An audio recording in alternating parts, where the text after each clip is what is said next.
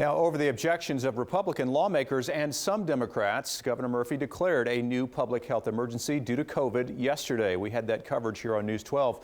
Now, this means the school mask mandate and other directives will remain in place for at least the next 30 days. But what exactly is a public health emergency, and what does it allow the governor to do? News 12 New Jersey's Alex Sedan with those answers. I have taken the necessary step of redeclaring a public health emergency to ensure we keep moving forward. For the first time in 7 months, New Jersey is back under a public health emergency due to COVID-19. In your day-to-day lives, this step won't bring really any changes. A public health emergency is different from a regular state of emergency like the one the governor declared after last week's snowstorm. For a public health emergency, the governor takes his power from the Emergency Health Powers Act, passed by the legislature and signed into law in the wake of 9/11 in 2005. How long should the governor's powers be somewhat extraordinary because of this emergency?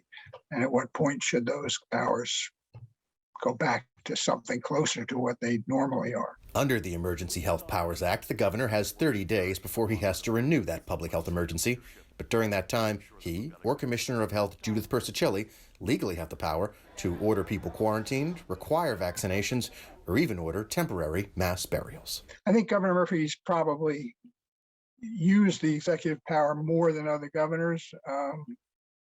But again, it's been a different set of circumstances. John Weingart studies the New Jersey governorship for the Eagleton Institute of Politics at Rutgers University.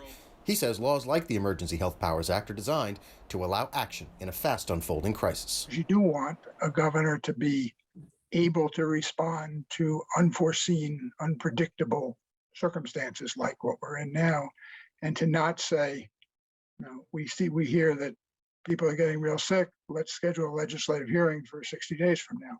Unlike a public health emergency, regular states of emergency can remain in place almost indefinitely. New Jersey is still under a state of emergency due to Hurricane Sandy nearly 10 years ago, and the original state of emergency from COVID, first issued in March 2020, is also still in place. Alex Sedan, News 12, New Jersey.